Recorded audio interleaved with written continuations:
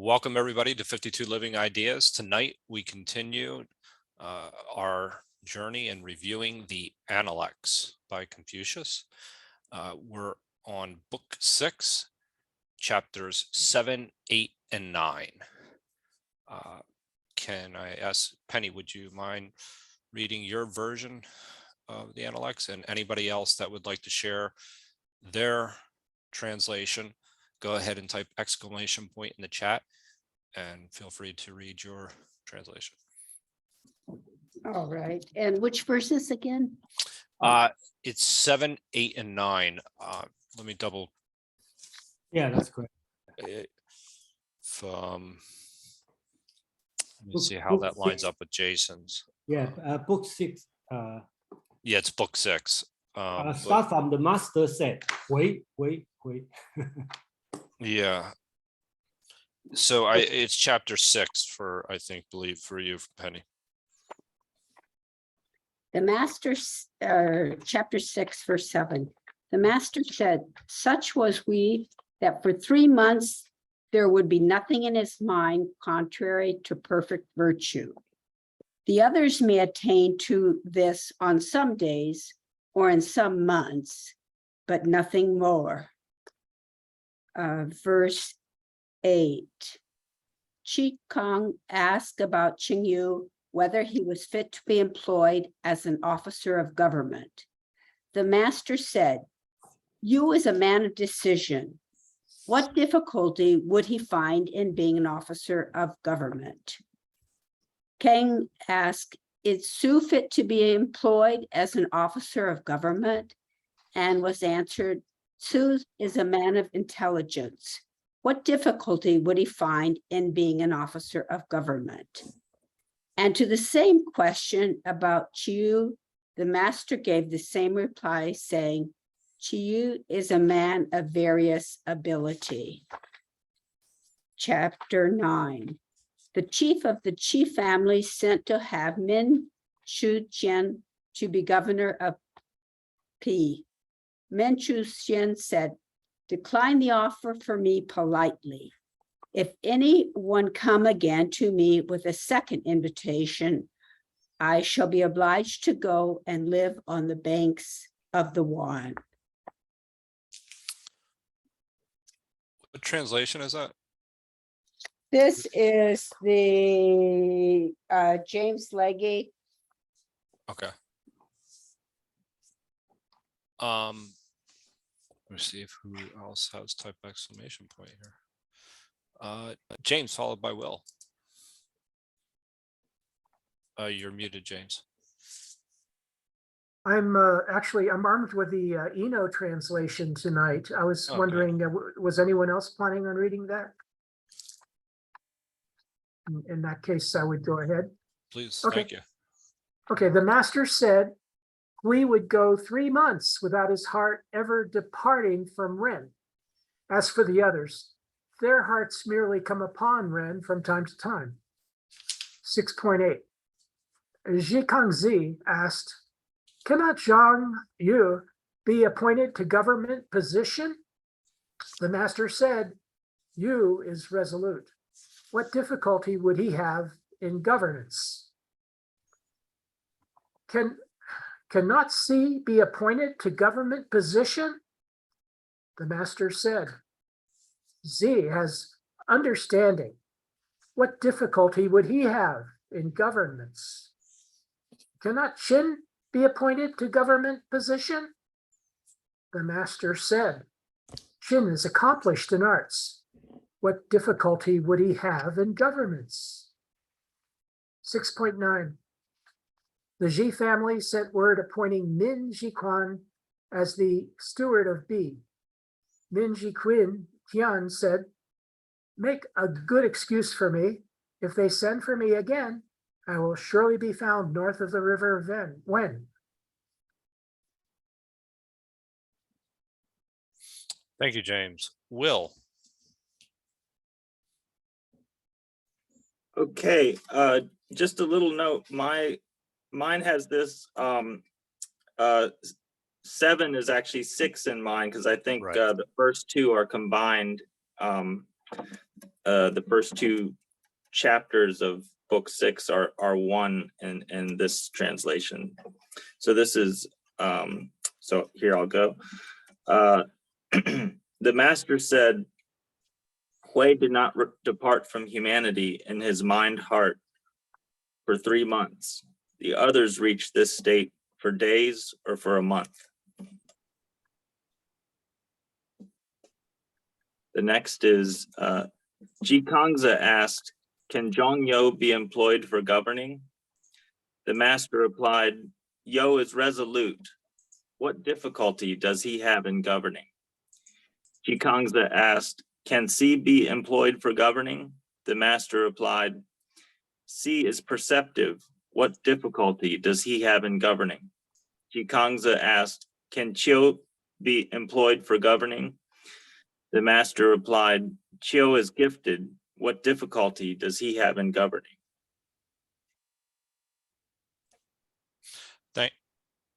You got one more actually. One Yep. more. The Ji family wished to employ Min Zitian to serve as chief administrator of B. Min Zitian said, please politely deliver my message for me. If anyone calls on me for this, I will definitely be north of the Wen River. Thanks. Thank you, Will. Appreciate it. Jason. Okay, I think okay, so I think here these 3 chapters basically Confucius is commenting on his many disciples. Okay, so first, Yan Hui, remember he's the best student, but died early. Okay, so one thing I like to everyone can put in mind is Confucius seems not talking about always praise him, but not talking about what kind of job he's suitable. Okay, so 6.7, the master said, Hui will go for 3 months without his heart or his mind ever departing from Ren. Others can only go for days and none for more than a month. So that Yan Hui can be Ren for 3 months.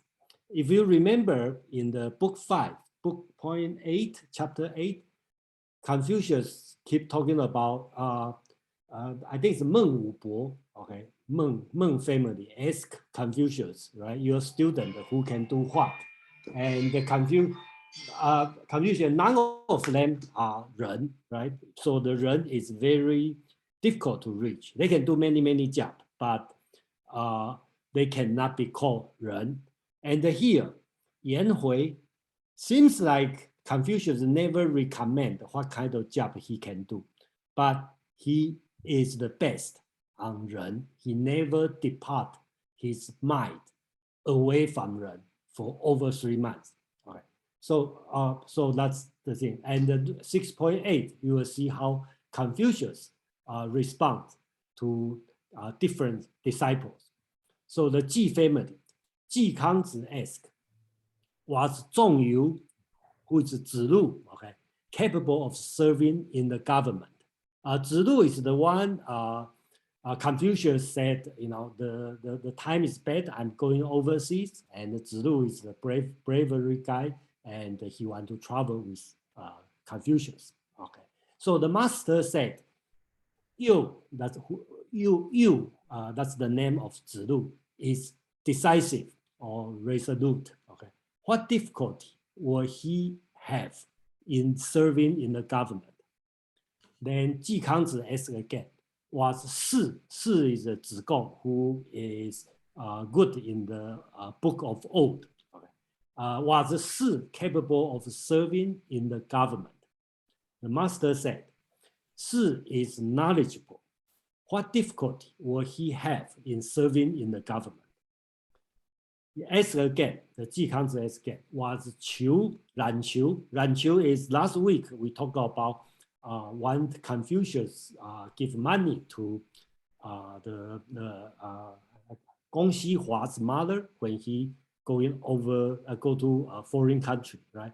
He's manage Confucius' money. So was Qiu capable of serving in the government? The master said, Qiu is of statesmanship. Okay, he's talking about the word, the Chinese word is yi. Technical means he is a skillful, technical guy. Okay, what difficulty will he have in serving in the government? So that's Confucius recommend, talk about these three students, Zilu and Zigong and Ranqiu, these three students. Okay. 6.9, another student, Min Ziqian. Okay. The Ji family sent Min Ziqian to govern the city of Bi for them. Okay, so remember here talk about Ji family. Okay, Confucius always, he doesn't like Ji family. Okay, so Ji family sent Min Ziqian to govern the city of Bi for them. Min Ziqian said, decline the offer for me politely. If they again offer it to me, you will sure see me on the other side of the river when. Okay, so he said that because disciples is same as their master, they don't like work for Ji family. So when Ji family asked Min Ziqian to work for them to govern the city of Bi, he rejected, declined. Then he told them, if you ask me again, you will find me on the other side of the river Wen. Okay, so river Wen is the border river between state of Qi and the state of Du. So that means if you ask me again, for sure I will go to foreign country. So that's how firm, he want to reject the Ji family. So thank you.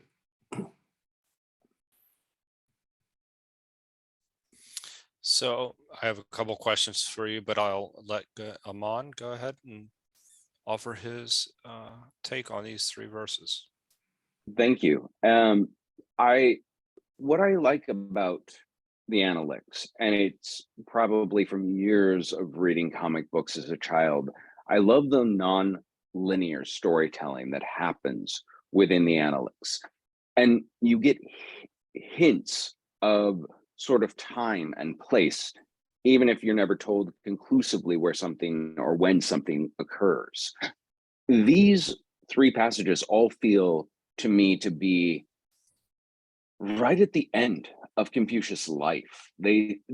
Jason had mentioned that 6.8 reminded him a great deal of a conversation in 5.8, which I agree, they're similar, but there's a genesis between 5.8 and here, where at the end of 5.8, every commentary on someone was always ended with the statement, whom I can't say if he's Ren, I can't, and he's not adding that sort of epilogue to every one of these recommendations for these students of his. And it feels like this is much later in his life, and he's reflecting in that first passage on Yenwei about his ability to keep his heart on Ren for 3 months, which is about the closest he ever comes to saying someone was Ren. But in 6.8, he doesn't deny that any of these figures are Ren, even though he's talking to Ji Kongzi, who comes from the Ji family, who we saw him just lambasting back in, I think it was book 2. Not a family he has a lot of love for, but it looks like he's trying to give his students sort of a final recommendation. And the big hint to me about these being so late in his life comes in that very last verse, 6.9, because the actors in it and the speakers in it are the Ji representative of the Ji family and Min Ziqian. Confucius is nowhere to be seen. And what Min Ziqian is saying is, decline for me. He's being polite. He's doing what his master has taught him. But if they come at him again, he'll escape. He'll go and be on the other side of the river because it is unthinkable that he could accept that position, knowing that it would be against his master's wishes. And this is an abject demonstration of something Confucius said chapters and chapters ago about, someone is shao if they can follow their father's heart's desire for 3 years after the death of their father. Confucius isn't his father, but he is a father figure. And here we see him following the master's wishes, whether or not the master is present any longer or not. His teachings are. So all of these 3 verses feel very late in the life of Confucius, very much towards the end, sort of setting things up, knowing he's towards the end of his time, or a reflection back on the best he had done, or a demonstration of how powerful his lessons were, even in his absence. Thank you, Aman. Yeah, I mean, I have a couple questions. I want to go to James, but I just want to put them out there for Jason, Aman, and anyone else to think about. One is I would like to know, what does it mean to depart from Ren, and what does it mean to be able to sustain it for 3 months? I mean, that's actually seems like it's I equate it to something almost like you're not in a state of sin for a period of 3 months, something like that along those lines.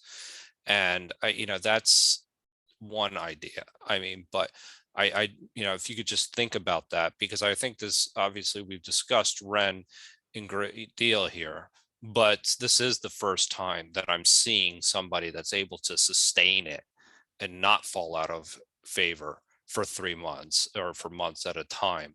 And just the implications of that.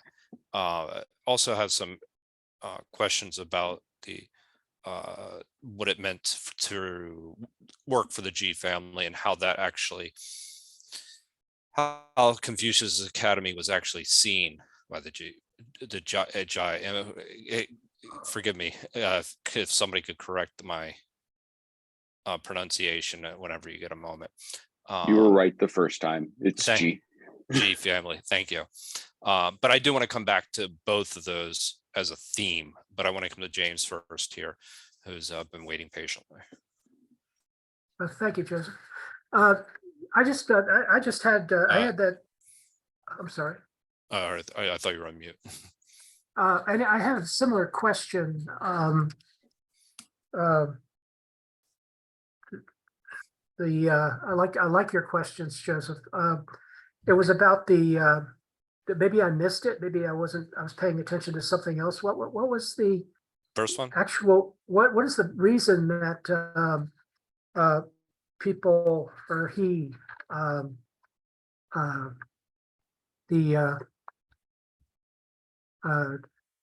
Bin Quan, what is it that Minji Quan believes? Why does he believe that Confucius is opposed to his students working for the G family? Is it all the expressions of contempt in other sections that gives us, that betrays that confidence? That's a question to Aman. Yeah.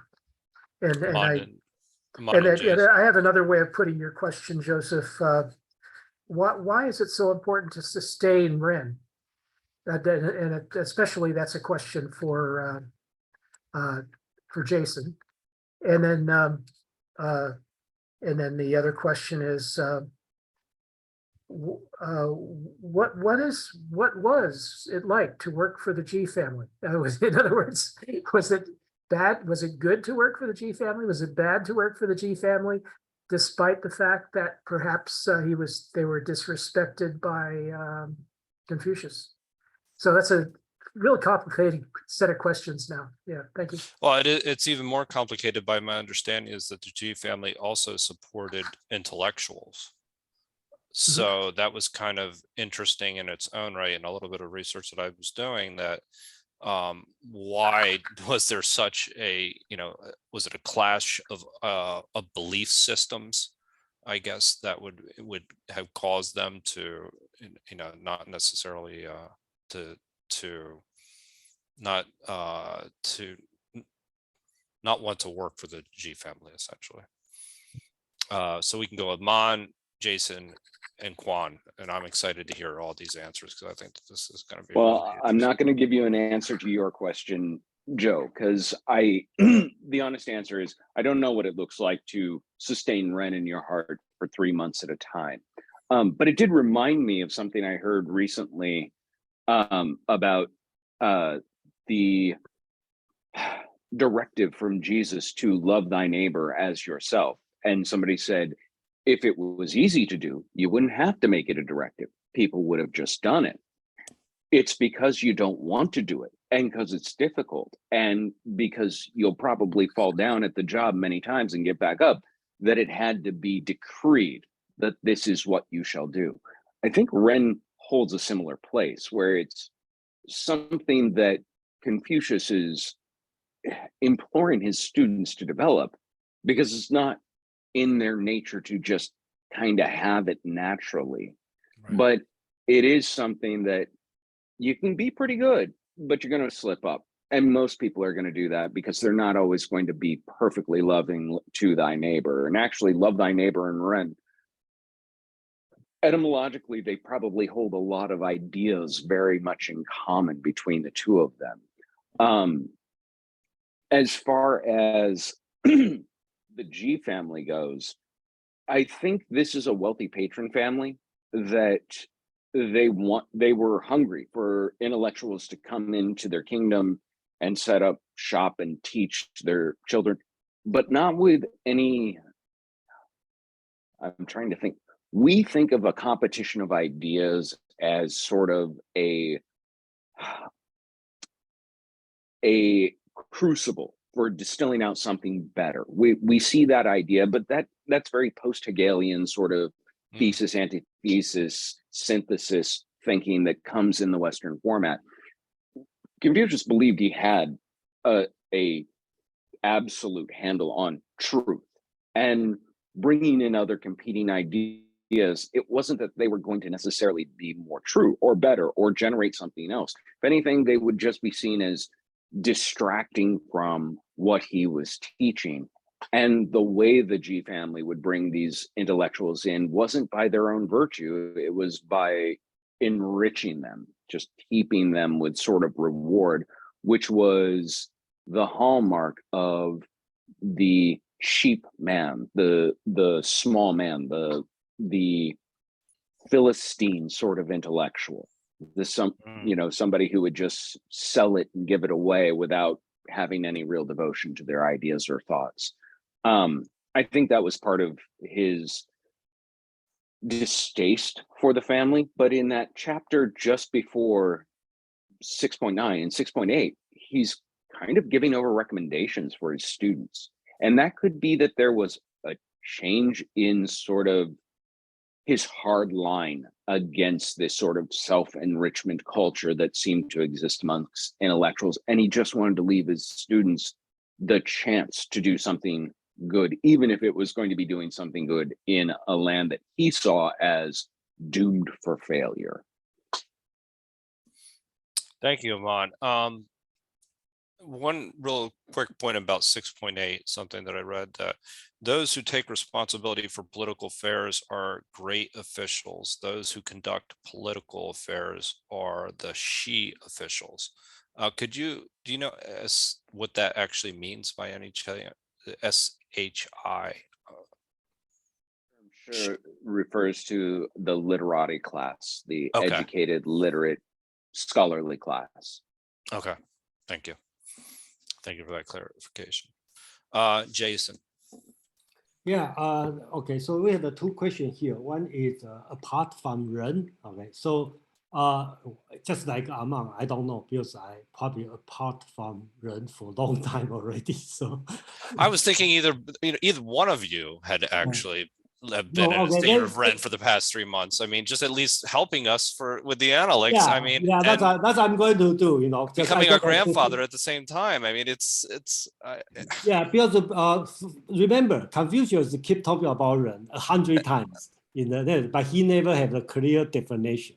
So I think the best answer is from James. He talked about that's the trademark. So that's a Confucius trademark. And remember on 5.8, he commented on 3 great students, right? Gong Xihua, Zhong Yu, and Zigong. They are good in doing the business, but they are not Ren yet. Okay, so Ren is a moving target. So if you think about if you have a moving target, okay, so apart from Ren, that means you stay as is, not moving. So I have to assume Yan Hui is never apart from Ren, means he keep moving with this moving target. So in another way, is self-cultivate all the time. Always try to improve yourself. Okay.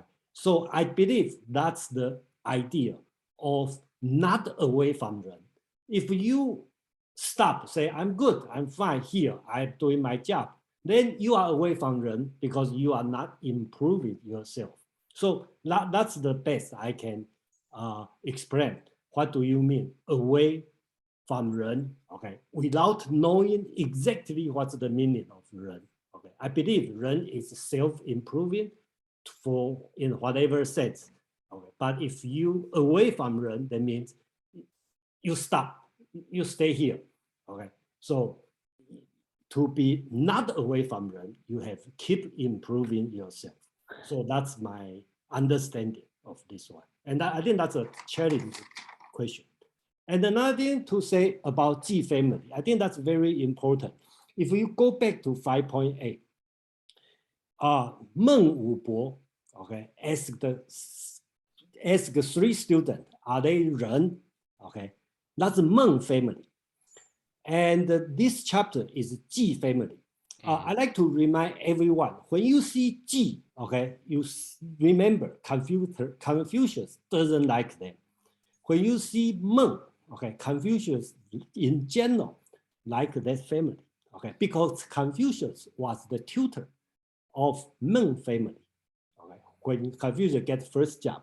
That's a political side, just like you have a 2-party system, and you favor this party, you dislike the other party. And in general, during that time, the state of Du, they have the lord, right, and the duke Du, okay. But the Duke of Du has no power. The power is fall into 3 families: Ji family, Shu family, and the Meng family. Look like the Shu family has not much to say in Analect. And the Ji family is the most powerful family. And the Meng family is not that powerful. So in Confucius' idea, these 3 families are all bad in the ideal world, okay? Because the power should go to the duke, not to the noble family. But practically, it's not possible for them to give up all power. So Confucius will favor Meng family than Ji family. That's why you see Ming Ziqian, Ji family want to send Ming Ziqian to work, okay, just as a magistrate, okay, and he rejected because that's Ji family. And if you carefully compare 6.8 and 5.8, similar question, okay, from different family. I don't know the English translation catch the tone or not. I try to, but I'm not sure, you get it or not. I think in chapter 5, when Meng family ask about Confucius' disciple, they ask about, are they Ren? And the Confucius say, oh, they are good at this, but it's not Ren. Look like they are concerned, Meng family is concerned their personal quality. And in this book, book 6, is Ji family is asking the same question, okay? He asked, what he asked? He asked,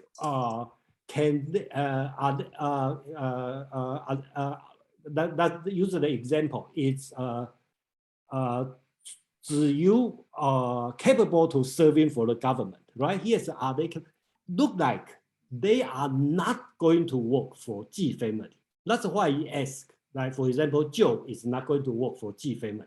So Ji Kangzi will ask your Joe's teacher, are you able to work for Ji family? I say, oh, Joe is an excellent guy, you know. Why not? So he is capable, but he doesn't want to work for Ji family. I think that's the tone, you know. Subtle tone is different here. Thank you for I think it'll be worth exploring what each of these families at some point valued, since they had so much influence. I mean, you know, and again, I just come across a little bit about the G family, and that they did value you know, scholarly you know, works, or I think scholar. I Go think ahead. Meng family also values scholar, right? Okay, yeah, I don't know. I have to look at it. I probably will look at it as a Democrat and the Republican, you know, probably the two parties.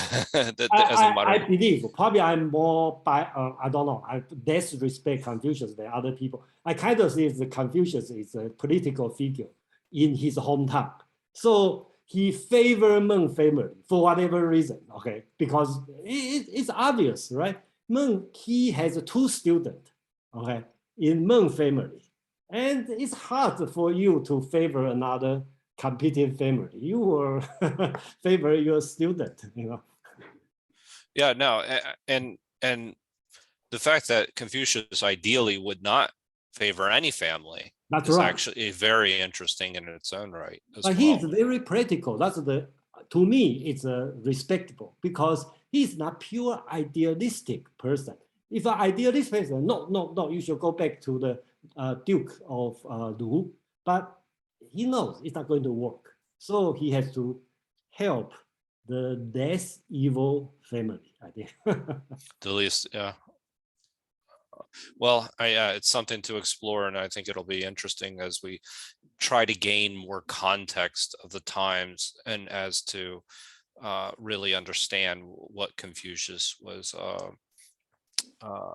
you know, what he actually favored, or why he favored certain groups over others. First, we'll go to Quan, and then we'll go to Will. Okay.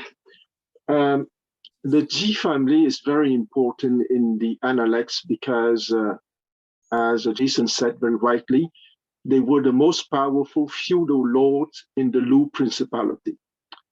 And let's not forget that those are the minor branches, the cadet branches of the ducal house, okay?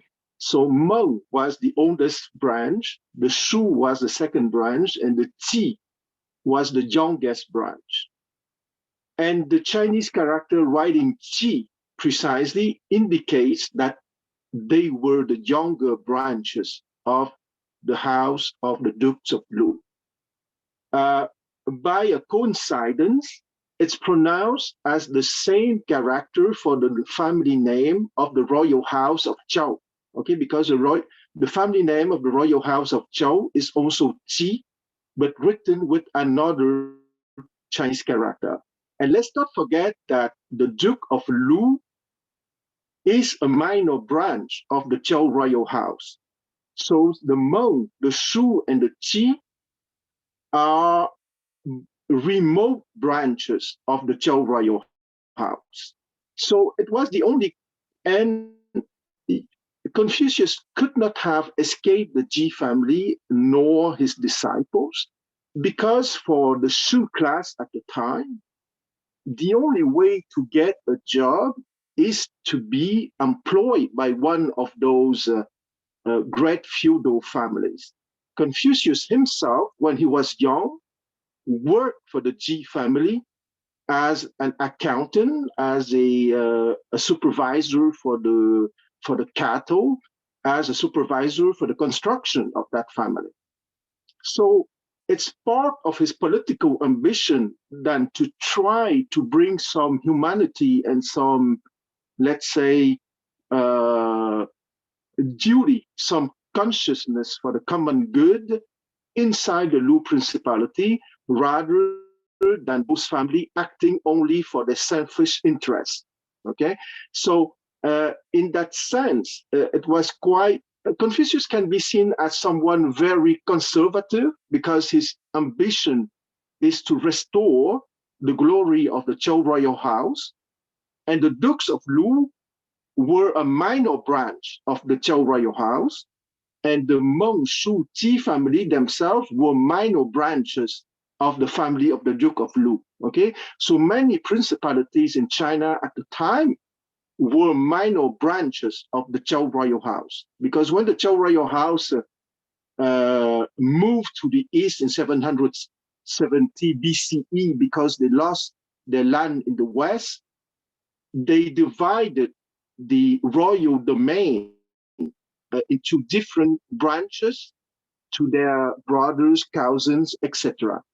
But I have to say that the Lu Principality is a very old one because it has been created by the son of the brother of King Wu, okay, who rules began in 1036 BC, 1042 BC. So it's a very, very old principality with an enormous cultural prestige. So those families are more or less the equivalent of the plutocrats nowadays, okay? Maybe you don't like them, but you cannot escape their influence because they're the only sources of money and of prestige and of power. So the extraordinary ambition of Confucius is trying to influence them to make them more humane, more Ran. And I think that Richard sent a message to the group that there is a definition of Ran at 12.1. I don't know if Richard, you want to speak about that. No, you said perfectly. Please go ahead. Okay. Okay, so I would not read 12.1. I would just want to take one idea from 12.1, okay? And that idea is to conquer yourself and return to Li, okay? Because there's two ways to define things, okay? The anaphylactic. Is that me or is that Oh Quan? no, that's Quan. Or Quan, way you is to froze. say Sorry. what is not Ran. Quan, we just actually Okay, we lost you at the beginning there, so you'll have to go back. Okay, I'm not frozen now. No, you're good. Okay, so there's the cataphatic and the anaphatic way. The cataphatic is to say that something is not that and not this and not this, okay? So Ran is not your intellect, Ran is not a skill, Ran is not, and then have plenty of that in the Analects. So Ran is not that, Ran is not this. And the anaphatic, which is much more difficult, what I think is interesting at 12.1 is that conquer yourself and return to Li. Okay, meaning that you have to go beyond your selfishness, you have to go beyond your greed, you have to go beyond a lot of things. Okay, and Ran is often translated by benevolence or humanity. I would say that I would suggest Ran as perfect humanity. Okay, Yeah. So it's very difficult for someone to be truly Ran because you will need to be almost an angel. And I think that as long as you are in the body of flesh, it's very difficult to be Ran because it's James said that it's the trademark of Confucianism, and I think he's right because it's like love in Christianity. Okay, what is the perfect Christian love? Okay, you can talk a lot about that, but it's like a horizon, an ideal. And I think that the Ran in Confucianism is also a horizon and an ideal. And I like Confucius' own word, or at least one of his latest disciples, conquer yourself and return to Li. I like it very much. Yeah, thank you, Quan, and thank you for that explanation of Ren as well. And Yeah, in my reading as well about Ren, what does it mean is perfect humanity is something that actually I had come across as well. That was the exact definition. And I'm thinking to myself, what does that mean? Perfect humanity. Like that's almost like this sage-like character, almost Christ-like character that in reality doesn't exist. But here we are having someone that has achieved this over a 3-month period. And so that's, that thank you for that explanation. Next up, Will, welcome back. Hey, thanks. I was just thinking about with the chapter on Yan Hui and Ren. It shows like it seems to me like there's a very spiritual aspect to Confucianism, and like it kind of like reminds me of like Buddhism, where you have like a description of a meditative state that you would accomplish or something, like this idea of holding on to Ren for a month. And also like I think like earlier there's some chapters that talk about like it's like not learning isn't something that you like an accumulation of knowledge. It's like it's a change that happens to you, and that just seems very spiritual, that kind of to me. So that's all. Thanks. It's definitely seems like an ideal, at the very least, which would make it spiritual in nature, to James, then Jason. Yeah, thank you. Yeah, I wanted to relate something that happened to me recently. I just got, and it's happened to me in the past at least once.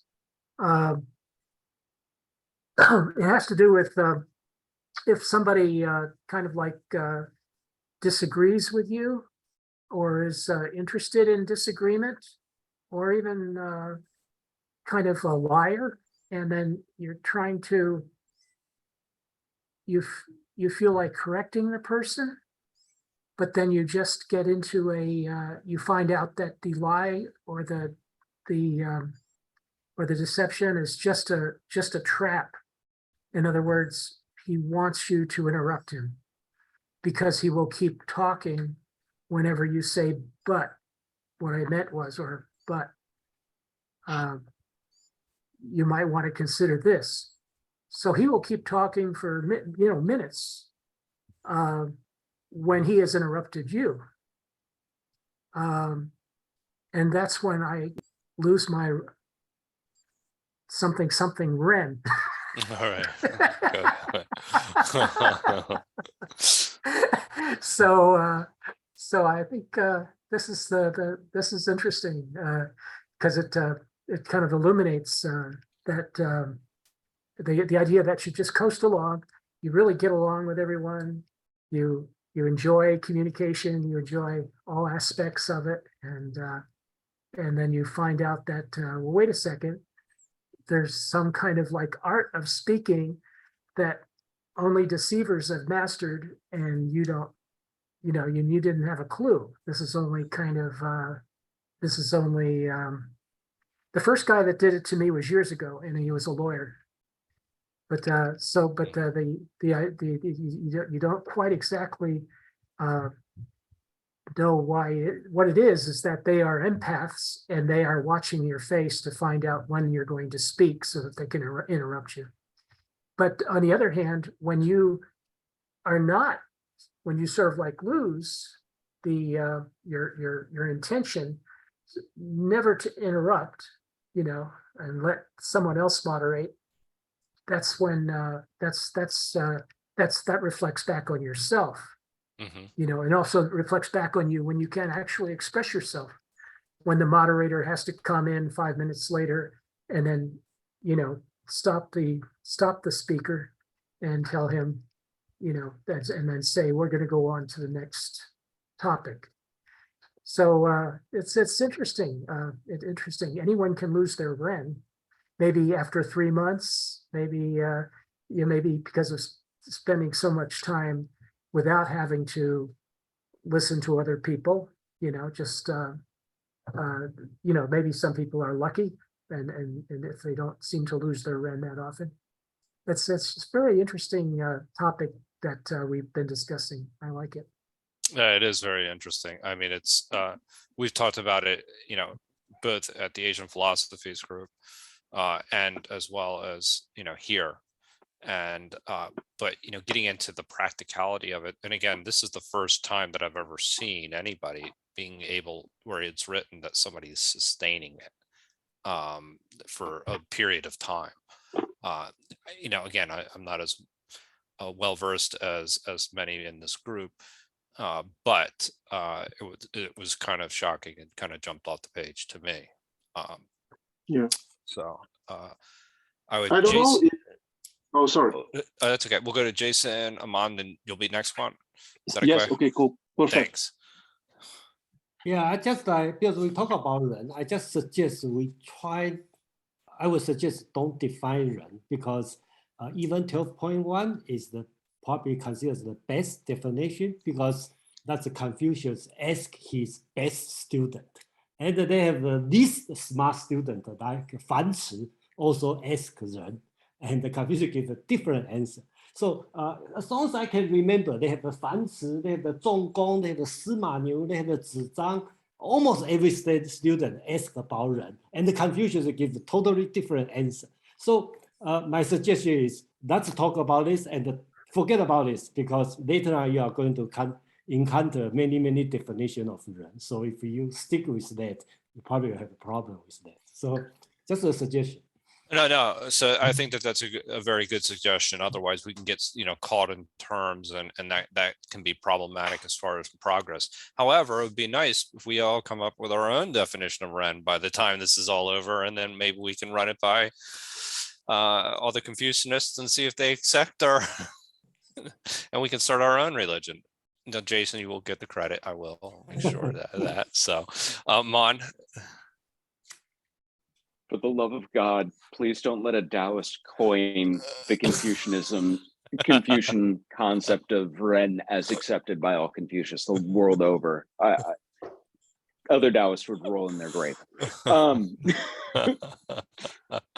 not help but smile. Know how much of a spiritual practice Confucianism was in Confucius' time when he's writing. There were spiritual practices in his world. He was certainly aware of them and participated. I don't know of how much that was his bent in doing this, in setting out these teachings, other than making a perfected man. And in that pursuit, spiritualism would work its way in. But I had to smile and giggle. Somebody said it, I think it was Will said it reminded them of Buddhism. Mm-hmm. And I could feel on you just sit straight up from the grave and say no at the top of his lungs, because 1200 years from now, we were talking about the development of this, and here's a good example. 1200 years later, in about the 8th century, 7th century, 9th century, sorry, I had to actually think about it, a scholar named Han Yu comes along, and this is after Buddhism establishes itself into China. And the emperor of the time is a patron of Buddhism, and he's hosting a celebration for a Buddhist relic to be a finger bone, to be brought to the capital. And Han Yu, being a good Confucius, sits down and writes Truth to Power, saying, this is a foreign, cult. This is not Chinese. This is not our way. You should send back that rotting corpse of a foreign body to where it came from. Amazingly, he wasn't executed for this, because what he didn't count on was that the emperor actually was kind of a faithful Buddhist.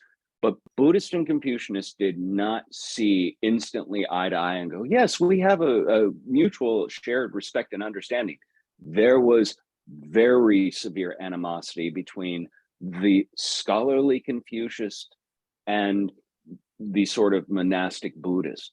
But the lay people at large saw what Will saw and said, hey, all of this is pretty good. And I don't see why these are so conflictory. And that's how they sort of amalgamated in China as a whole. Han Yu also once wrote a big letter to a crocodile to demand, under authority of the emperor, that he leave the town he was terrorizing. So this guy really believed in the power of the written word, and that makes him one of probably the most dedicated Confucians and one of my favorite Chinese scholars to just go back and poke at, because he just does some amazingly absurd things in this fervent belief that what the master said was right. And if you did it the way the master recommended it, you would be a perfected man. You would be Ren, even if it meant kicking all the Buddhists out, even though everyone loved them. Thank you, Aman. Next up, I have Quan. Okay, so I would like to come back to Ran once again, because Ran, as a Chinese character shows, you have a person with the character for two. Okay, so two persons.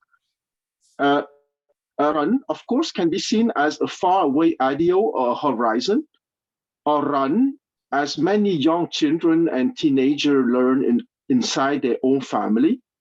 Is also your relation with your father, with your mother, with your uncle, with your brother, with your sister, with your future wife, with your classmate, with your teachers. Okay, so each time that you have a situation that you are in interaction with another human being playing a role to you, and you playing a role to that person.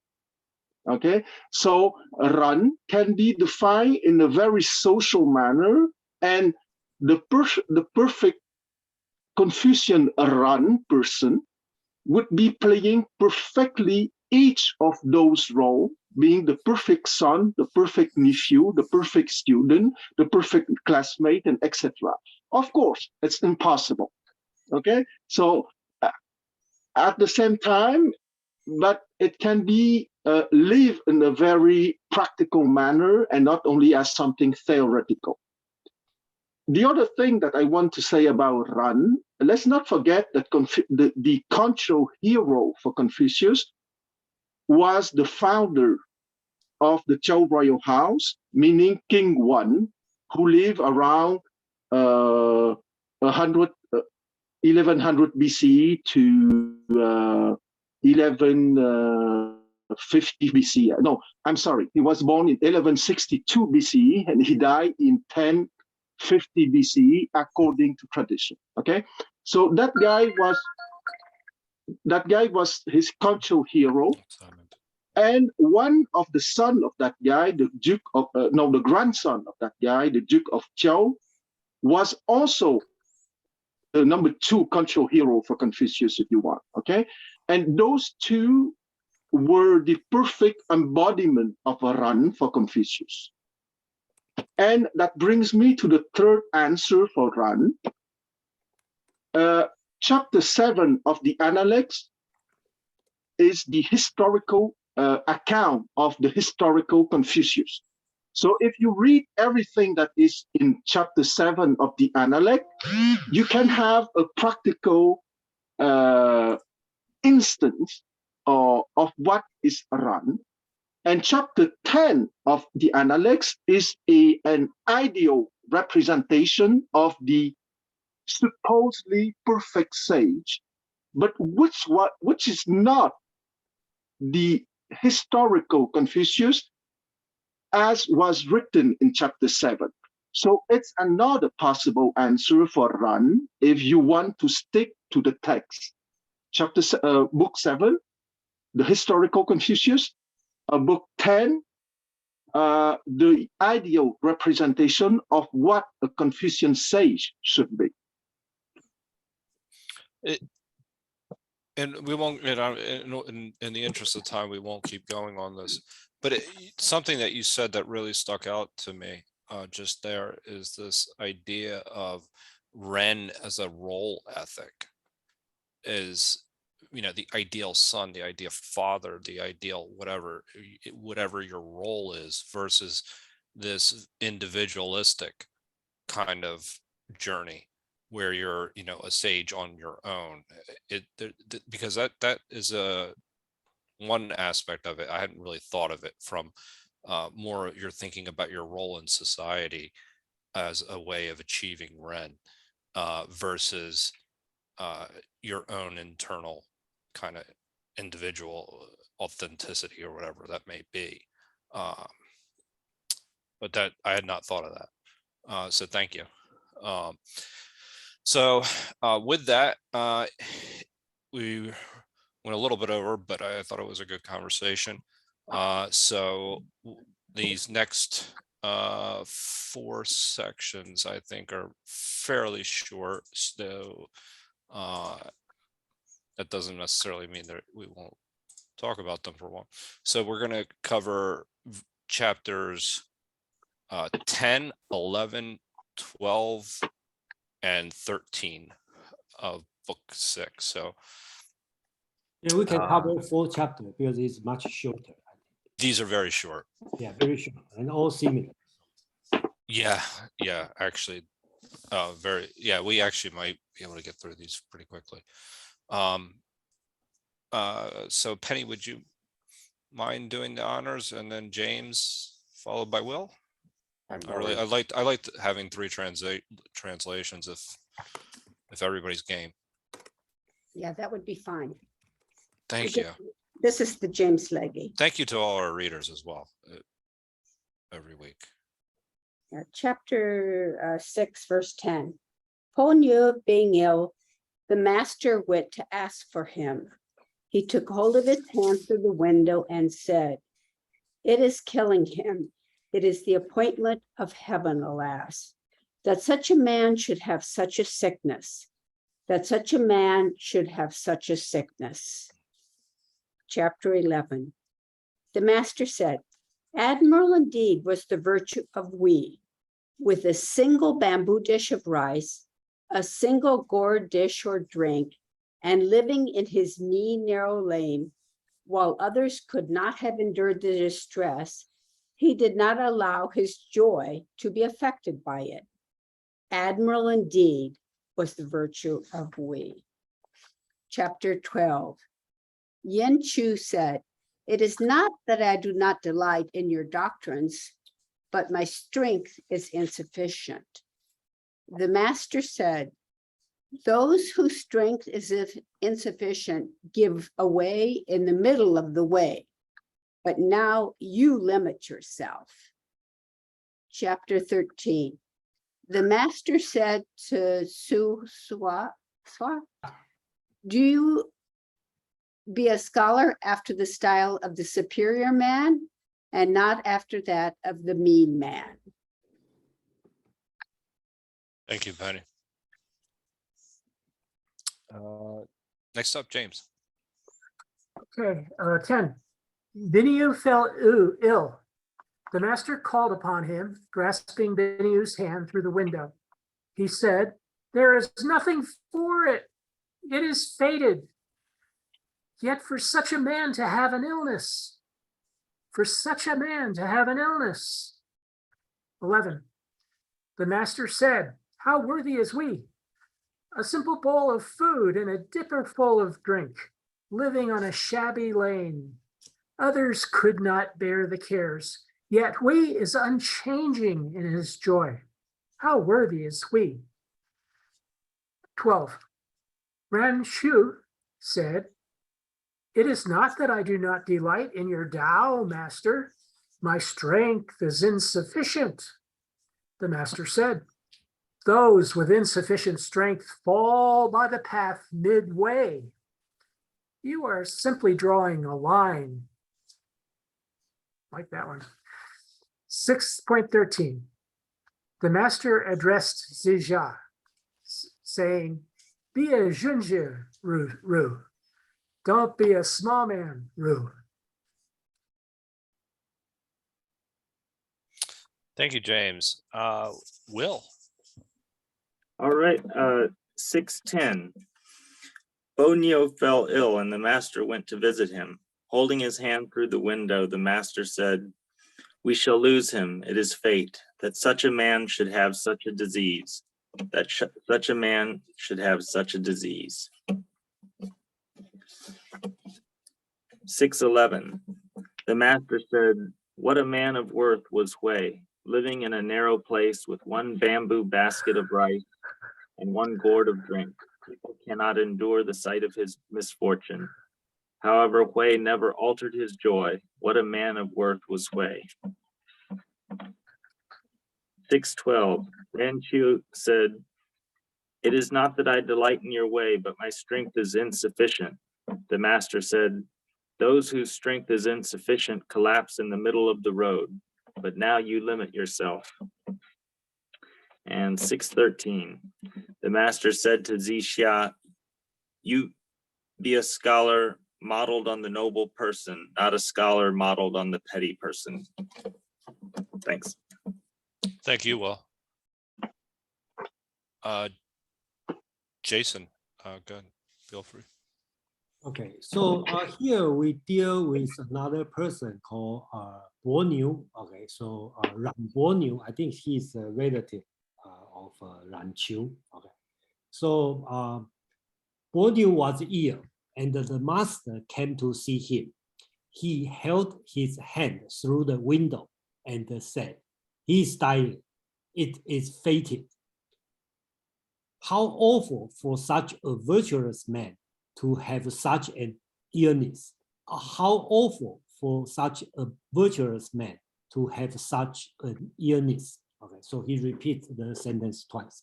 So right now we know three people. Okay, Ran Bo Niu, Yan Hui, we're going to talk about Yan Hui. And the last section, we talk about Min Ziqian.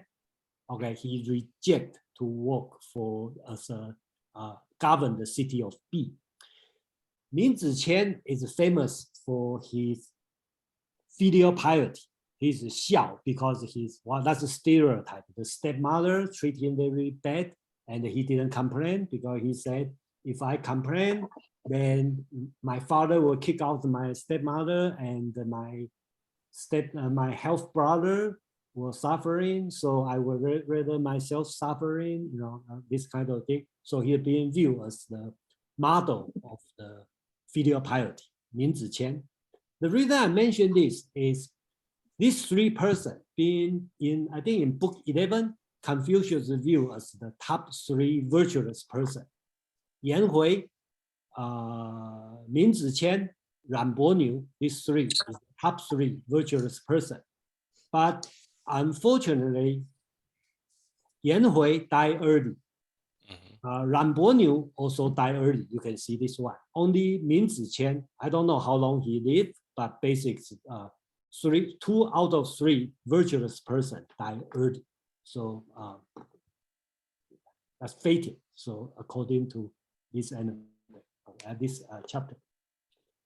Chapter 11, the master said, this one is very famous. So the master said, "How worthy is Hui?" This one I talk about Yan Hui, "with a bowl of food, a cup of drink, and living in a mean narrow land, while others could not bear his misery.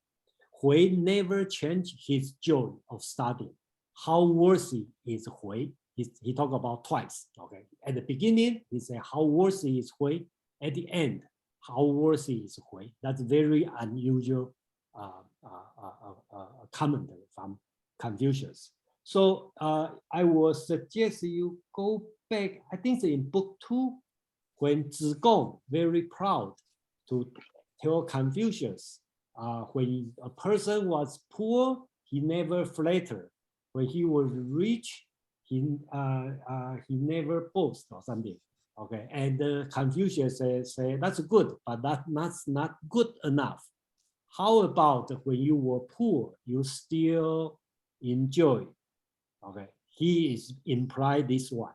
Yan Hui, when Yan Hui was very poor, Yan Hui still enjoyed of studying. Okay, so I think that's important here. Chapter 12, Ran Qiu, okay, that's the person who good at the administration and he asked money for Gong Xihua's mother, okay, the financial people, okay, for Confucius. Ran Qiu said, okay, I believe this one is a dialogue between Confucius and Ran Qiu. So Ran Qiu said, it is not that I do not delight, master, in your Tao. My strength is insufficient. The master said, those with insufficient strength give up in the middle of Tao. You are now limiting yourself. The importance of this one is later mentions. He make a clear definition of not capable to do something and not willing to do something. It seems draw from this text, right? Because when people said not sufficient, my strength is not sufficient, then doesn't mean you are not capable to do so because you are not willing to do so. That's the Mencius later, 100 years later, Mencius teaching. I have a question about that when Okay, you're done. 13, 子夏, okay, 子夏, okay. The master said to 子夏, thou shalt be a scholar of Junzi, not a scholar of a small man. Okay, so here the word is Ru. Actually, Confucius is not Confucianism. Okay, it's not Confucian. Okay, because in Chinese, all this Confucianism we call the school of Ru, and actually before Confucius, they already have the tradition of Ru, and I just roughly translate as a scholar. So here Confucius is talking about they have the two kinds of scholar. You can be scholar of Junzi or scholar of small man, 小人. Okay, so actually 小人, small man doesn't mean a bad guy. It just means you are a vessel. So I think here he is kind of give a warning to 子夏, because 子夏 is good in the literature, good in the word. Okay, so he is warning 子夏. People like this, people like 子夏, it's easy to get a job, a government job. So he is telling 子夏, as a rule, you should choose as a rule of 君子, okay, not a small man. Just don't be fixed as a vessel. Okay, I think he's teaching this one is a specific tailored to 子夏's personality and his capability. Yeah, thank you. Thank you, Jason. We can come back. Actually, I have a few questions that I would like to pose at some point, but let's hear from Aman first. Well, I'd say the cast keeps expanding. And you might remember, I think when we started the Analects, I recommended one of the exercises I think that really can help is to take these different figures and assign them Simpson characters to keep them in memory. It's a really helpful way of sort of flushing out a personality of who these people are and how they behave. Because there's always more to be added. Ranbo Neil is the latest edition, and I like what Jason points out that Ranbo Neil, Yan Hui, and Minzi Chan form sort of the holy trinity of Confucius students. They are the best that he had to offer, and 2 out of 3 of them are dead. I'm sure there's something allegorical there that these 3 great virtues did I raise up, and 2 died before me. I don't even want to necessarily plumb the depths of what sort of additional metaphors that might mean, but it does seem to be in keeping with the theme of the master's life, that Confucius did great things that did not come to fruition in his time by no fault of his own. The world was simply set against him. And you kind of get a flavor of that when he's you know, crying over Rambo Nyo when he's saying, you know, how awful such a virtuous man has such an illness. This is his, you know, it has to be destiny that is taking him from us because there's nothing else that can justify it. It's funny because then you go down just a few more passages to Rancho, who's talking about his strength being insufficient, and then you get a coach's pep talk. You know, insufficient strength means you fall down and collapse from incapacity. You're simply giving up halfway because you've set some sort of artificial limit for yourself, and that is untenable to the Junsa scholar who is endeavoring to become a person of Ren, that you would set some artificial limit. You push, you find out how much better you can be by working at getting better, even when you're tired. And if you collapse, then your strength was insufficient. And after our coach's pep talk, we get just a straight scolding. You will be a Junsa. I liked Jason's translation with thou shalt, because this sounds like a thou shalt kind of decree. Thou shalt be a scholar of Junsa, not a scholar of Shaoren, small men. You can almost feel the tongue lashing coming down through the centuries.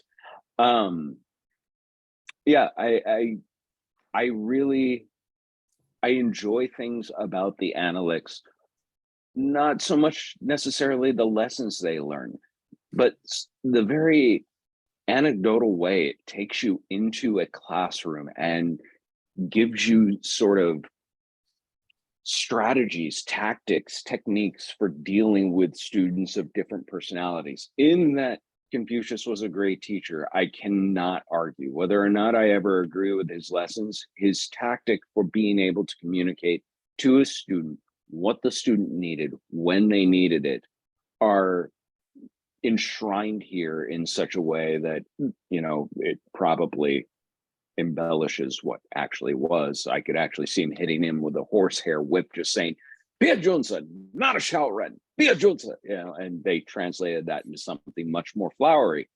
But the sentiment exists both ways. Thank you, Aman. Anybody else has any comments? Go ahead and type exclamation point in the chat or raise your hand. Just really quickly, a couple of things that I would like to share briefly is that in 611, it's interesting. It's not only that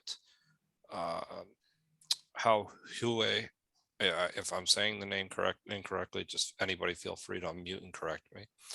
But how Hue is happy or experiencing what is joy, you know, despite the circumstances that he's in.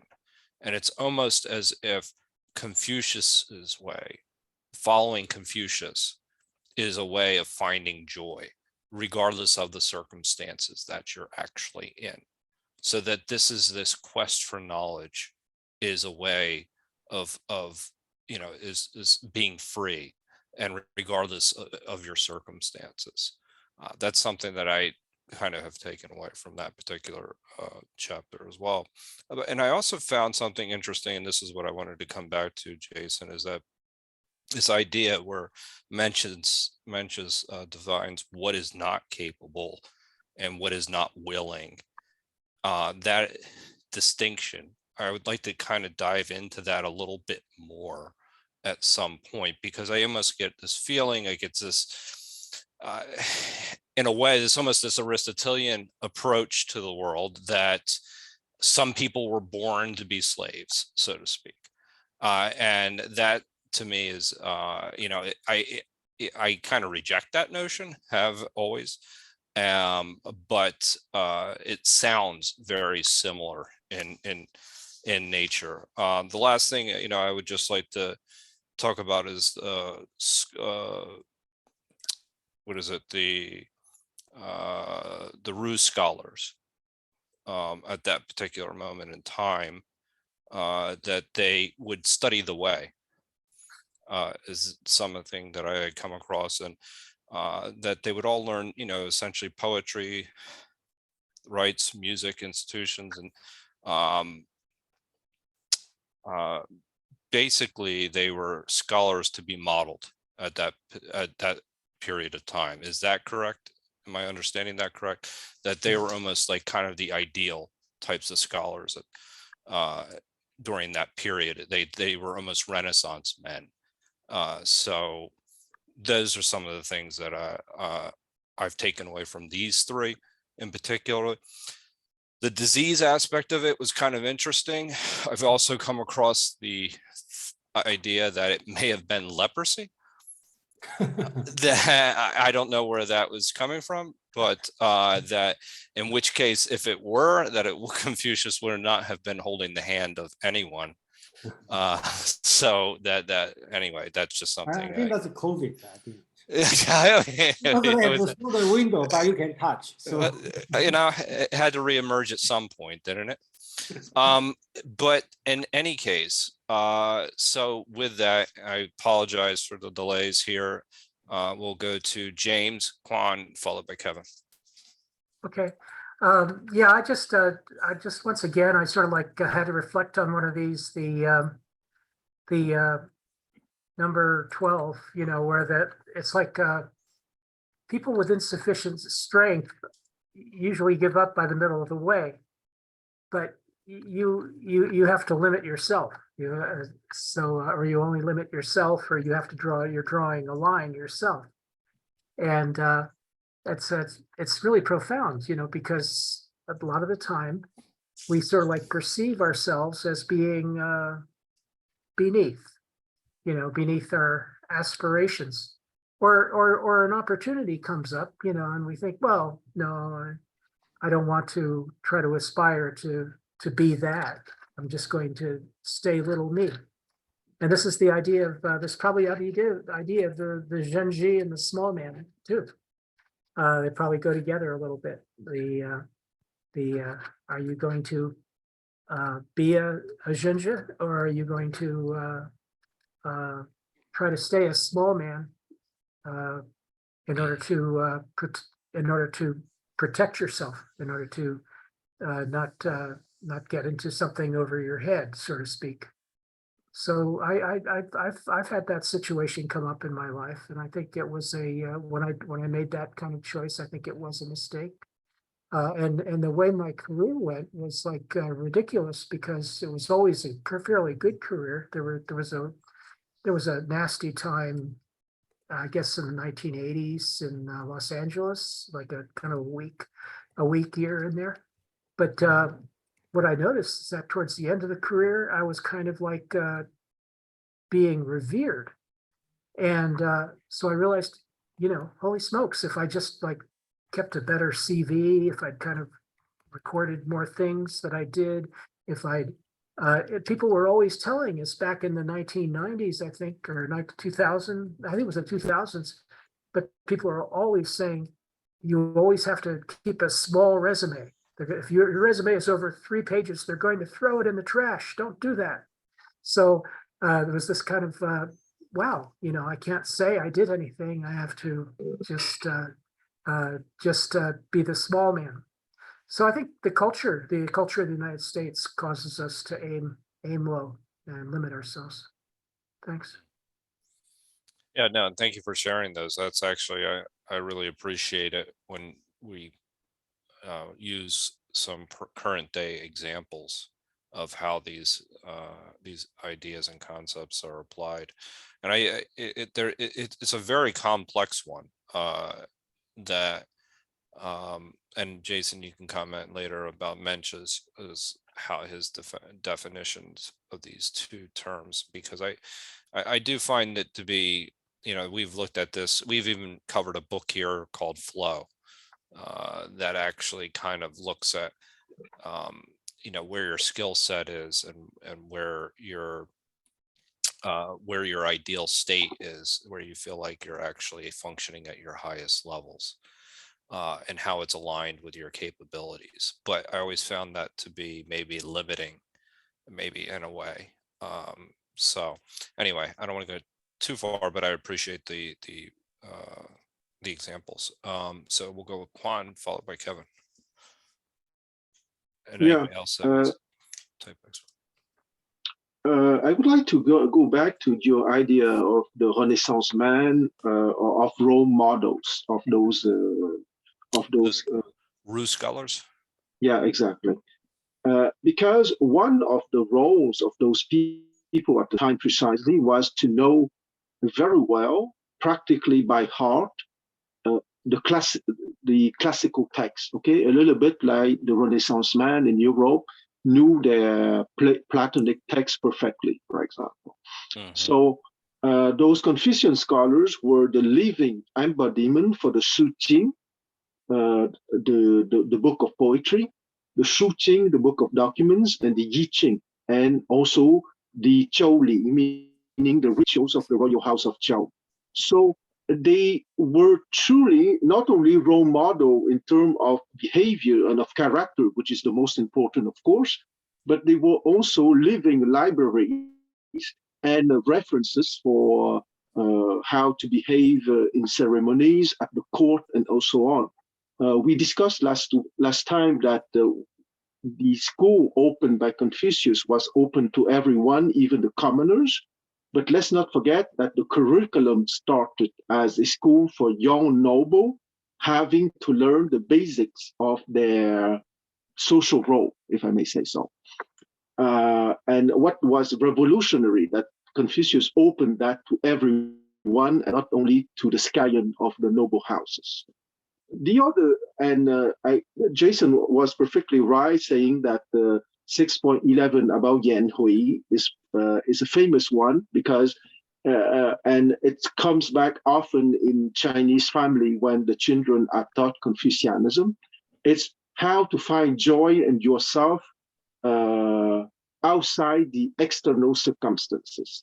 And at the same time, it was something very important in the career of an official scholar, okay? Because in the career of an official scholar, you have successes, but you also have failures, sometimes banishment, retrogradation, and so on. So it's a very, very important section, having a lot of practical applications. And a last word about the Junzi versus the Xiaoren. Something it's quite amusing, because I don't know if you guys read In Defense of Universal History by Schiller, but in that text, Schiller was speaking of the student for bread would be equivalent to the Xiaoren, and the student for ideas would be the equivalent to Junzi. It's quite a synchronicity that we find the same kind of thinking in the German of the 18th century and in the Chinese of the 5th century BC. Thank you. And those three books, could you put them in the chat, or the three areas in particular? Are you speaking of the classical? Yes. Yeah. Yeah, it's the classic, meaning the Shu Qing. Yes. So, okay. So the Shu Qing is the classic of documents. The Shu Qing, the second one, is a classic of poetry, and the Zhou Li is the ritual of Zhou. And the I Ching, of course, is the classic of change, and the last one is the music.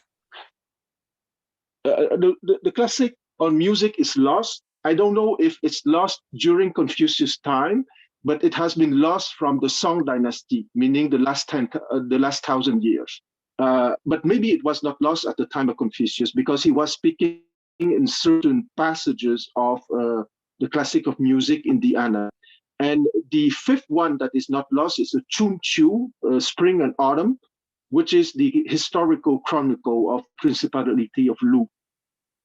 But for the gentleman at the time, it's very important to know the poetry in the Su Qing, because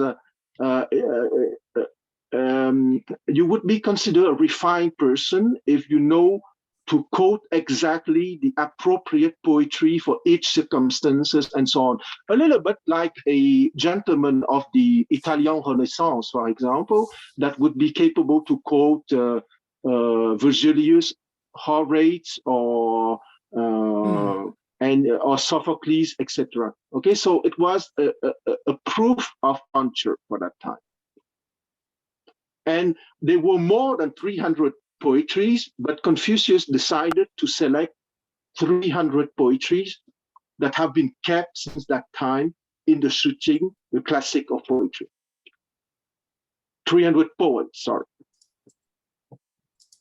Thank you. 305 to be exact. Sorry for dropping. Oh, no, please don't apologize. No, thank you for that. That was very, very informative. And actually, Jason has put a link in the chat for anybody that's interested. But I also have, Quan has also put the names in of the books as well. So if anybody wants to do some further research. Jason, have you covered those? I will cover, no, I didn't cover all this one because a lot are very difficult and probably very boring. But I do have a plan, just a little bit, you know. I want to cover the Book of Oath. I talked to Pin and he kind of hesitated, but I got the idea to do it. I'm going to do a Confucius commentary on the poetry. Because the Confucius Analects has many poetry, okay, and I think that would be very good to summarize what the Confucius commentary on this one, and that probably have enough to cover for a section. You know, sometime next year, I think I will do that. I'm thinking about the first section of next year, but I'm not sure. You know, if you kind of scared me off when you said it. They're even difficult for you. That I was thinking about even. Well, actually, nobody read. Well, I should say only scholar read it. If for this thing, okay. And even Chun Chu, the spring and the autumn, a lot of people read it, but usually we read the commentary.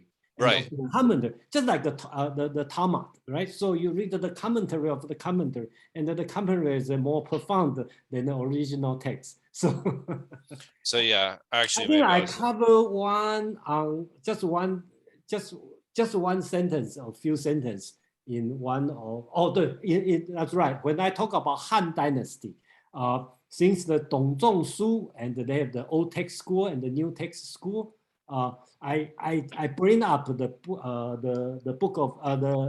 book of document just as an example how different between the new text school and the old text school, but not go inside.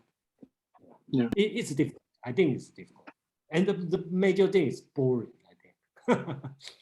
Yeah, you said that twice, so it must be boring. Kevin, then Quan. Yes, thank you, guys. Yeah, a lot about the chapter, 6:11. Talk about the Yehui again. I would say about it then that how to be a two-person like then. I would say this is Yehui is one example. One example. So as he Confucius one time saying that Yehui is quiet and young, like young kids, but he's smart. Then after he said Yehui knows 10 by hearing one, but I can only hear one or know 2. I'm not as good as Yehui. That's a former Confucius self saying that. So how smart that guy. And if he's smart, you can see when they from a rich family, then slowly they get poor, but it's still That's about that idiom called 安贫乐道. If you use my translation would be use be happy with living with poverty, but take delight to still pursue your virtue value, moral principle. Yes. Yeah. It's hard. That's you can this kind of Well, for ourselves. Yeah. it's hard, but it seems like it's. I mean, it would seem hard, but it seems enjoyable. If that makes sense. Yeah. That's I mean, you grab the keyword. Yeah. That's a very powerful statement for when we're talking about 611 in particular, is that you can still find joy. That means joy is it's a way of being able to be free regardless of your circumstances, and that kind of brings Confucianism to a different light for me personally.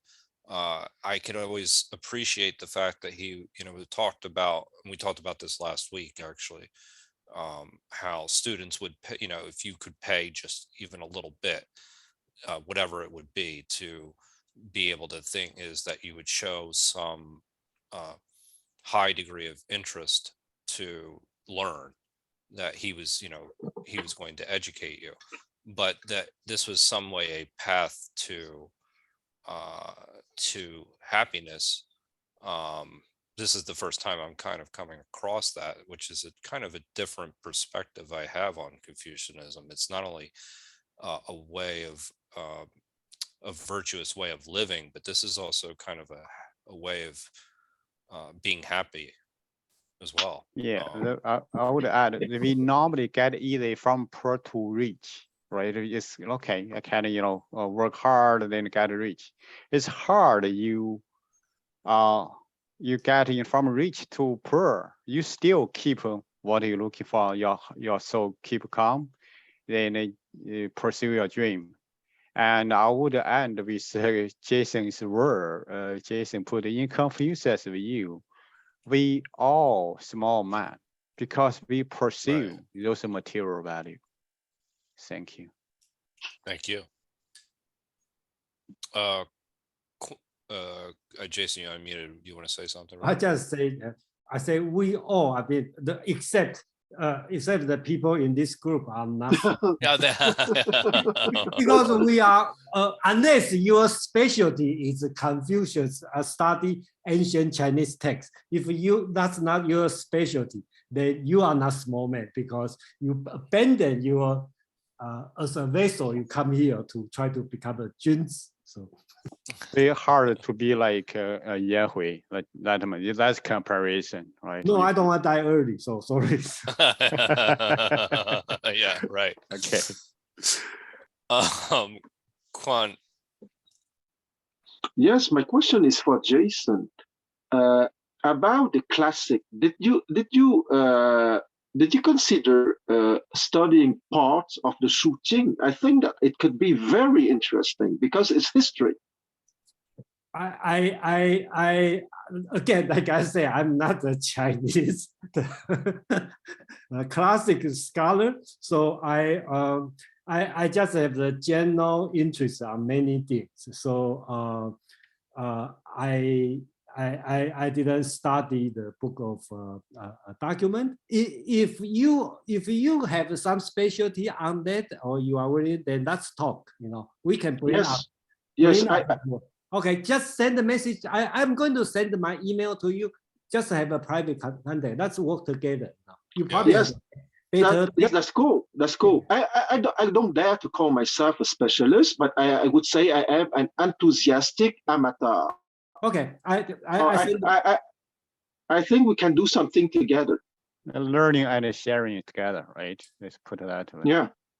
Yeah, because we can be enthusiastic amateur and be nourished with that without being scholars or specialists. Because if you want to be a scholar, you have to devote all your life to that. But I think it's possible not to devote all your life to that and having a certain understanding. Yeah, if you devote your life on that, you become a small man. So Exactly, exactly. I see that you understood the essence of Confucianism. So next up we have Will, then Brian. On the Yanhui joyfulness, my book has a quote from the Zhuangzi, which I believe was in competition with Confucianism a bit, but about Yanhui, and it says, Yanhui says, I have a 50 wu acre field outside the fortress, which is enough to provide me with food. I have a 10 wu acre field in the interior of the fortress, which is enough to make threads and hemp cloths. I can entertain myself with the drum and the Chinese lute. I can be content myself with what I have learned of our master's way. And the writer of this book actually disagrees with that because he said that Yanhui was too poor to have any of that stuff. But I just thought that would throw that out there. Thanks. Yeah, that's one of the interesting things about Will, the translation that you're reading, is that it really gives a commentary, but it really critiques most of the interpretations that I've seen, and it comes up with its own kind of perspective, like even its own thoughts on each chapter almost. That's one of the advantages of your translation, in addition to it's actually very much structured like Jason's. The way he actually translates it, he gives you the actual text, and then he translates it himself as to what he thinks it is. Then he gives a justification for each translation, just like you do, Jason, and then goes through his own personal review.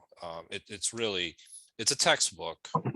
It's definitely a textbook, but it's a good translation. Brian, sorry. So there've been a lot of comparisons between the Renaissance and this period, and I think that's probably appropriate and very interesting to me. I have read a bit about the Renaissance, and one distinction I see, and what's been exposed to me through these discussions concerning Confucius's time, the difference between Confucius's time and the Renaissance, is that the scholarly class did not give up on being involved in politics, or at least that's a primary trend that we see in the Analects. In the Renaissance, much of the development in terms of the arts and science was young men and women who had been the scions or members of the losing families in these political and military conflicts, and for that reason were able to dedicate themselves to the arts and scholarship. So these are both, I'm sure, very complicated periods, but what I'm sensing in the Analects is a trend to get into politics and get a government job. In the Renaissance, much of the, let's say, the most excellent scholarship and arts was a movement out of and away from politics for people who had lost out in their families who had lost out in the political and military competition. So I don't know, to what extent is the picture that's in the Analects, is it incomplete? Are there also those who dedicated themselves to the arts? That question is suggested a bit by this, the chapter here that talks about enjoying scholarship without worrying about getting a job. So I'd appreciate That's a great insights on question. that. No, that's a fantastic question. I thought about something similar when the Renaissance was brought up, and even this idea of talking about families and how they were influential at that point and how they were political.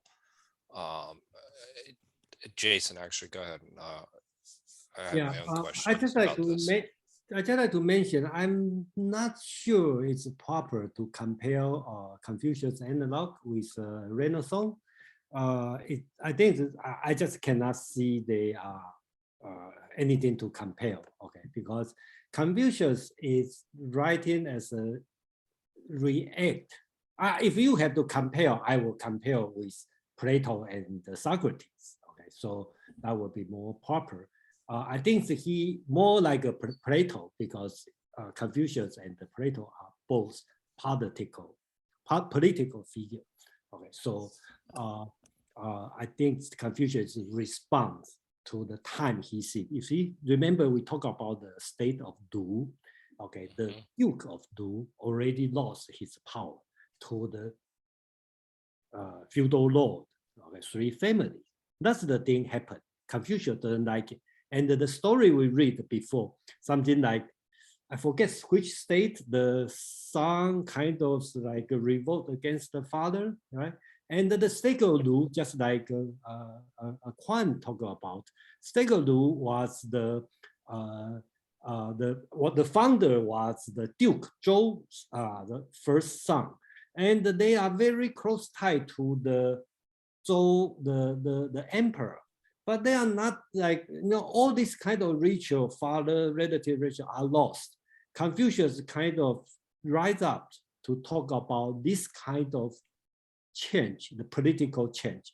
So some of my personal view, some people, like most of people, I think, will say, oh, Confucius is talking about the hierarchical structure of the social structure, but probably not that so, because during that time, he is seeing the social structure has, that's a feudal system, supposed to be very loose structure. He just want to return back this kind of loose structure. Okay, he's not that kind of like, I want to go back to a central government, a powerful central government. No, I don't think he's thinking about this way. He's thinking about go back to the feudal, ancient feudal system without a strong political connection, but connect with some subtlety of blood, some of the ritual, this kind of thing. Yeah. Thank you for that, Jason. Quan. I would like to say that to evoke the notion of Renaissance when speaking of the intellectual movement around Confucius is not so absurd. Why? Because during the European Renaissance, it was a return to the timeless values of ancient times, of Greece, of Rome, and so on. Okay, so at the time of Confucius, he wanted to revive the timeless values of the time of the King Wan and of the Duke of Zhou, meaning about 5 centuries before his own time. So the Renaissance is the revival of certain timeless values, okay, of justice, of beauty, of courage, of humanity, and so on. So precisely because at his time, it was a kind of collapse, maybe collapse is a bit too much, but of a disorganization of his society and of an increase of the violence. So he wanted to restore Chinese civilization that he considered the source or the origin at the time of King Wan, King Wu, and the Duke of Zhou. Okay, so about 500th century before his own time. So it was a revival, a kind of renaissance, because of the attempt to revive timeless values. And speaking of art, you have poetry, you have music, and you have a kind of allusion, he sometimes spoke of architecture with his disciples. Okay, so all of them played music. Okay, so they were not only political values but also artistic values. And I want to finish with the fact that Machiavelli was a Renaissance man, and he was perfectly involved in politics. Okay, and let's not forget that Leonardo da Vinci, who was perceived nowadays as essentially an artist, was also involved in politics because he was a military engineer and he helped the Duke of Milan to keep his hegemony in northern Italy. So one doesn't preclude the other. Thank you for that, Quan. Welcome, Shrikant. Welcome. James, James is next. Okay. Hi, Shrikant. I just wanted to say something about 10 and 11 because I kind of let this escape me. 10 is about mourning, and the way he treats, the way it's treated is that such a man does not deserve this suffering, this illness, and we don't know that it's going to kill him, but the idea is that it's apparently bad. So it's a kind of a mourning over the illness. And then number 11 in a way goes with it because it's for me it's living without fear. So we is actually in the alley with a bowl of food, a dipper of drink, in a shabby lane, and he's doing something that others could not possibly do. That Confucius believes. So which is living without fear, only in joy. And he says this is extremely worthy, or this is what virtue is, or this is worth. So this is to me, this is kind of like a very strong practical philosophical statement that the living without fear for your survival, living without shame for the level of your survival, and realizing the joy in living is a virtue in itself that people should take note of. So I like that very, very much because I do not believe that we should live in fear of death. I don't believe that we should live in fear of eternal damnation. I don't think we should live in fear of losing our focus, on any sort of kind of supernatural goal.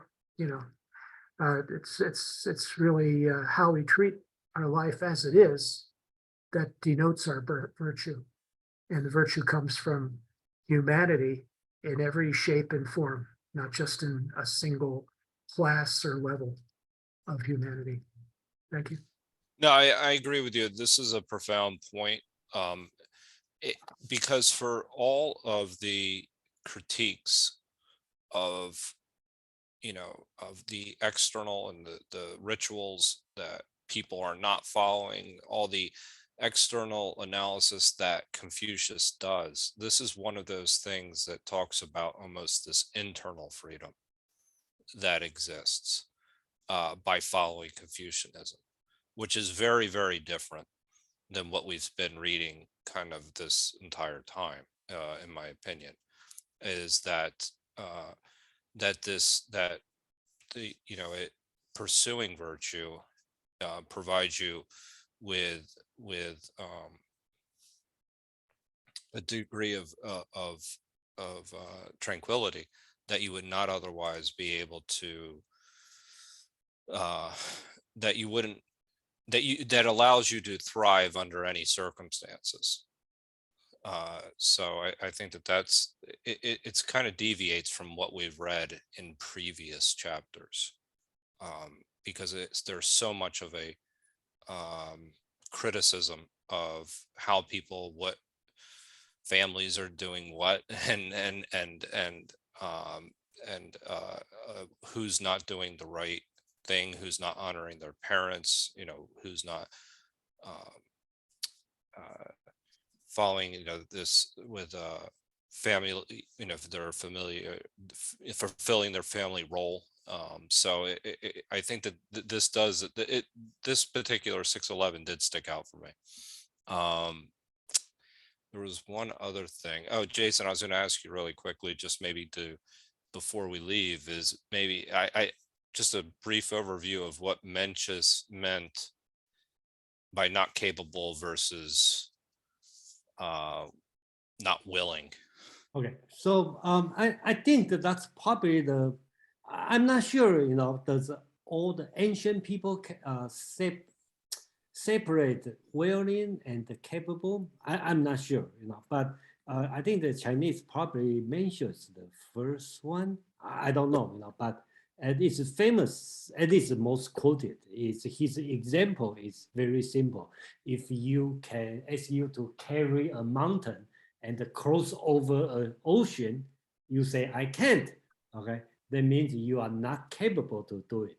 If you ask you to pick a branch for the old man, you mean as a stick, right? And you say, I can't, that means you are not willing to.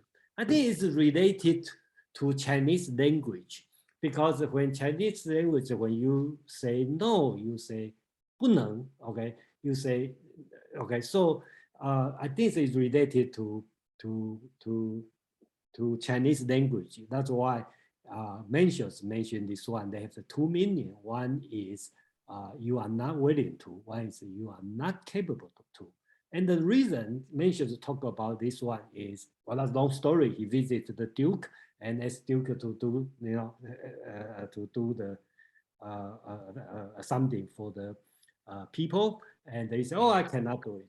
And then Mencius say, yeah, there's two kind of thing. Okay, if you are not willing to do something, or you are not capable to do something, and go on much longer. Talk about when you see the cow, and then you feel sorry, feel sympathy when the cow being killed, all this kind of thing. And that I don't want to make it too long, but basics that Mencius is very different than Confucius, the way of teaching. He has a lot of story, fable, one step by step, unlike Confucius, just say something. That's it. So. That's interesting. I mean, because then you've kind of introduced the even circumstances to a certain degree as not as the capability, not necessarily just the actual mental capabilities that they were talking about. No, I think here I don't know what Confucius mean.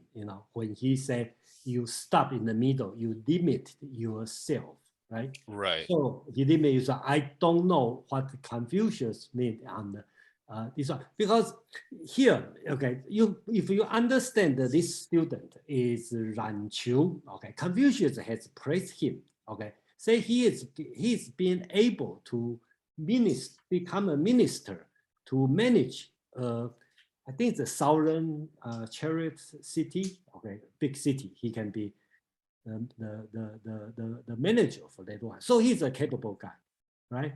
So I think the Confucius say you limit yourself to him. So probably means you are not worthy. Okay. That's just my inference, right? Because if he talked to Fan Chi is another person who is not so smart, not so capable. So probably means his innate capabilities is not that good. So that's some of my personal interpretation on that. And it been Mencius talking about the capable and the willing. This kind of two concepts is famous, and then some scholars believe that's start from here. But Well, I don't see. Thank you, Jason. I don't see anybody else with their hands up, but since we have Srikant here, I am definitely going to defer from here on out, and Srikant could tell you about some really exciting things that we have coming on. I just want to say really quick, thank you again, Quan, Your presence was very much welcomed. I also appreciated, I believe it was Richard as well. I forget his name. That was here. Richard. Yeah, Richard, the young guy, yeah. Yeah. I asked him to share He some didn't say of his, anything. yeah, He didn't say anything, but he put some interesting things regarding Ren in the chat, specifically citing 12:1, book 12, verse 1, which gives you a definition of Ren. So I appreciated that. And Amon and everybody's contributions as always. Brian, Penny, thank you for reading, Kevin. But anyway, with that, I'll turn it over to, and James, forgive me. I'm not, it's not that I missed you. I'll turn it over to Shrikant. Thanks, Joe. Jason, you have a few minutes to talk. Yeah. Okay. So Jason, how are these Confucius meetups going? It's good. Okay. Yeah. What is it like for you? What is it like translating and working with Confucius work as compared to Tao Te Ching? I think it's more difficult than I thought. Okay, put this way. Okay, and then the way I do it. Okay, because today's technology make this job possible for me. I mean, personal me. Okay, because if we live in the old time, I have to memorize a lot of things. I have to stay in the library for all the time. Okay, So, but right now it's much easier because I see the text, right? And I read it, and basically I understand every single word, and I know that's ancient meaning. Okay, technically. Okay, so I read through, and then I try to compare with the other texts, make sure they are logically sound. Okay, so then the next thing will come with a better English, and the challenge is I have to catch the tone. Okay, because that's a dialogue, and unlike Platonic dialogue, they give you some sort of background. Okay, this tone, this one, but it didn't. Okay, so just so I got to figure out the tone and to translate, try to mimic the tone, which is blurred in Chinese already, and into the English. I think that's the part, and it's a challenge, but I think I enjoy it. And then Amon helped me to look through with his knowledge, and they give you some words suggestion, and so far so good. Yeah. Wonderful. One more question. So at some point we're going to finish Confucius. So one. So one of the questions I have is for people who want to study more in parallel, who are familiar now with Confucius and Lao Tzu. What next steps would you recommend? Are there any kind of very clear big things? I Ching. What would you recommend for? Okay, that's just my opinion. Okay, yes. Because we are in America, so let's assume have the people in America know Chinese, pan-Chinese culture. Okay? Yes. Which the real Chinese probably doesn't have to learn because their DNA already have it, so you don't have to worry. So I think the 3 books. Okay, I always say that. Okay, Tao Te Ching, Analects, and the Art of War. Okay. Okay. And if you see these 3 are too short, I will recommend you read the 3 novels: The Romance of 3 Kingdoms, Journey to the West, The Red Chamber Dream. Okay, so each one has I don't know how many words, but Sure. Let me ask you one more question. What about I Ching, and what about Zhuangzi?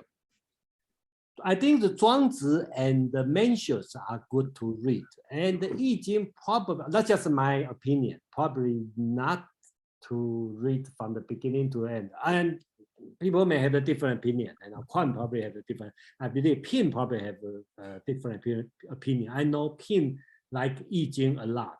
Okay, but to me, personally, I don't like much about mystical. Okay, or mysticism. Okay, divination and consider the ancient, profound, mystical without So I personally, So I like to see the person and look direct on the philosophy. That's my style.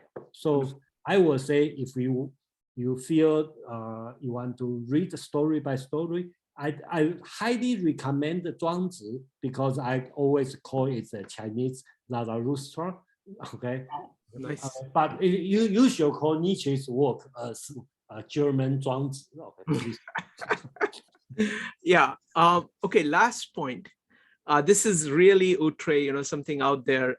I've been experimenting with a language which has been inspired by Tao Te Ching. The entire language has about 137 words, and you write by creating new metaphors.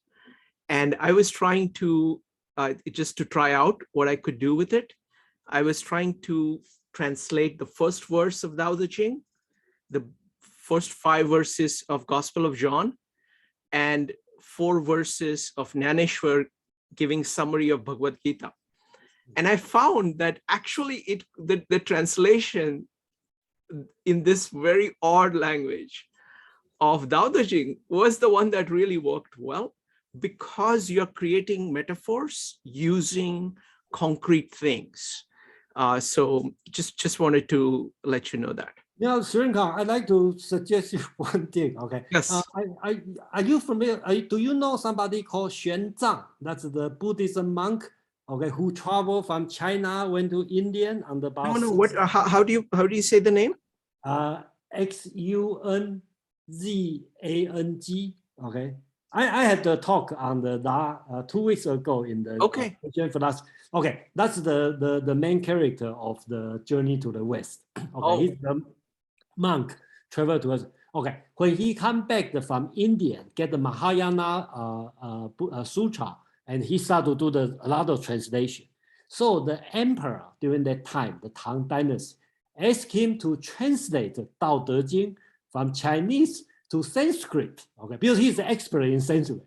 He translated and decided to send back to India. Okay, say we Chinese have this kind of awesome book.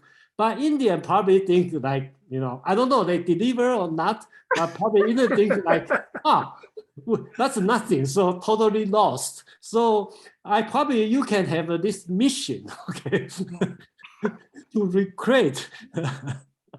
No, it's very interesting. We are going to look at, Yogeshwar, who does our Bhagavad Gita meetups, is very much interested in Zen and Buddhism. So we are going to be working on that. But from the Journey to the West, I just remember the Monkey King. That's the only thing that remains with me. Somebody said they borrow from the Ramayana. Yes. Wonderful. All right. Great talking to you, Jason. All right. Wonderful. And I'm preparing to talk about the Journey to the West in probably sometime in October. That would be great. Whenever. Preparing When do you think? Do you want to do it in parallel with Confucius, or what would you like to do? Anything? No, I do it. No. I'm not going to read page by page. I'm going to do a quick interview. Sure. Quick overview. Because I did the Romans of 3 Kingdoms 2 months ago. I find out it's probably not bad to do it. And I will do more times, because I think that's another way to. For me, because I personally I've been love this novel a lot. I read many times by myself, so they will be good for me to to summarize and introduce to the people who are outside the country. That's great. So folks, I just want to tell you about the meetups coming up. We are getting into Faust starting this Sunday. Sunday is going to be just an introduction to Faust. It's going to be at 5 p.m. Eastern time. At 9 p.m. Eastern time on Sunday, I'm going to introduce a book that we are going to be working through, and that is called Clear and Simple as the Truth. It's the best book I've found on the style of writing, speaking, and thinking. It's just incredibly profound, and my plan is to actually run workshops.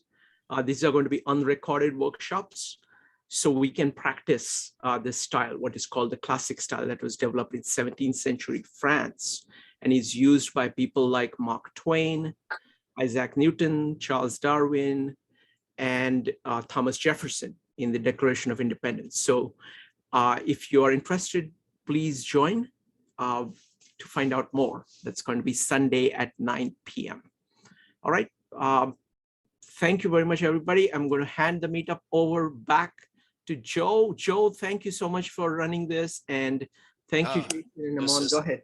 No, thank you, Shrikant, and thank you, everyone. This is I'm really enjoying this. I'm finally, finding some very good sources. It's been an interesting journey because the translations vary so many.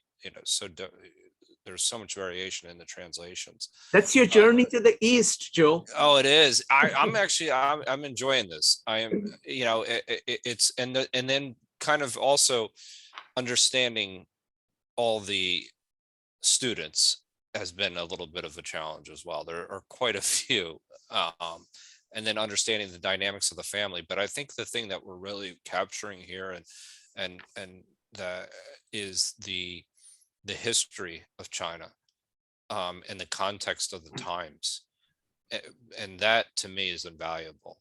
I was, even when I was kind of walking today, I was just thinking about last week's meeting, about how we really, we kind of went off topic a little bit, but we really went into the history of China and Confucianism, and it really was beneficial for me.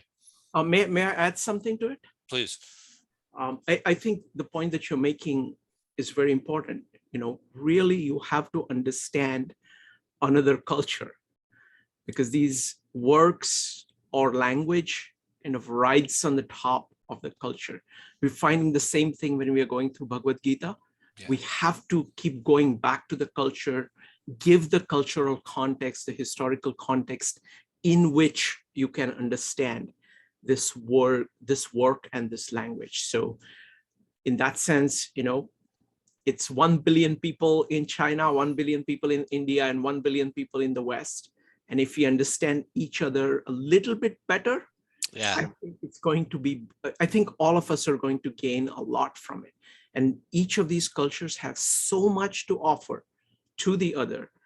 And it is very difficult, and things have passed through very narrow channels. So doing this in this massive quantity of taking in so much of that other culture is the only way to get at least some flavor of what it is like. So thank you.